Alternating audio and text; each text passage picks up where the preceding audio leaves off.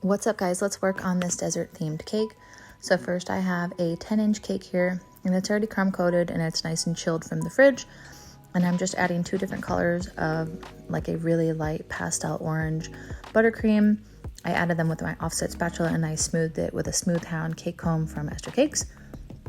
And then right now I'm coming in with some brighter orange buttercream, just right there in the center, and then I'm smoothing it with the smooth cake comb again. Going for like desert sunset theme vibes. Right now I'm just adding some thick boba straws into the bottom tier so it can support that top tier. So for the top tier I went with like a pastel orange for the bottom, and then I did like a lighter yellow in the middle and a white on top, and I smoothed those all together, and then I went over it with the smooth cake comb from Ester Cakes once again, just so they kind of all blend together.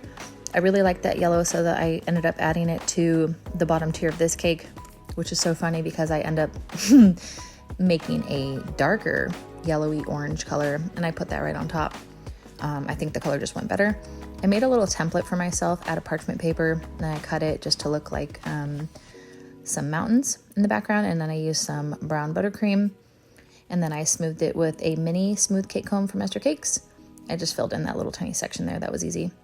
And then in front of those mountains, I wanted some lighter colored mountains, so I used my stencil again. I kind of didn't like the stencil was pulling off some of the darker brown buttercream, so I just decided to add the rest of these mountains in front with a little tiny palette knife.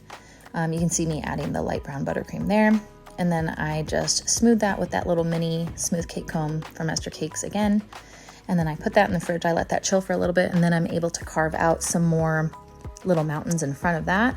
What's really cool is that I carved away some of the light brown buttercream, and then it exposed that darker brown buttercream. I thought that was just really kind of a neat thing. You can see how it looks there.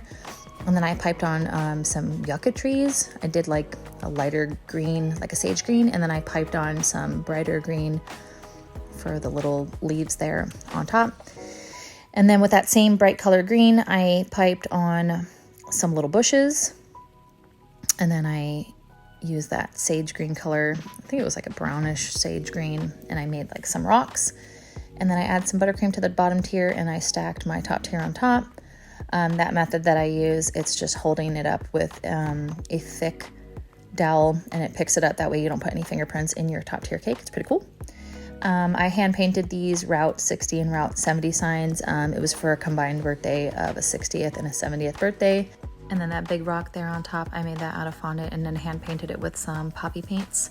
That's called Giant Rock. That's a famous rock that can be found in the Mojave Desert. Here's an up close of the cake. So it's all desert vibes, desert sunset, rocks, and little trees and stuff like that.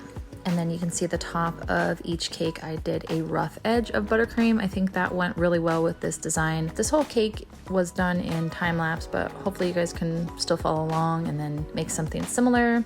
And as always, tag me if you guys do make something similar. I love to see you guys' creations, and I hope you enjoyed coming along with me to decorate this desert themed cake, and stay tuned for more.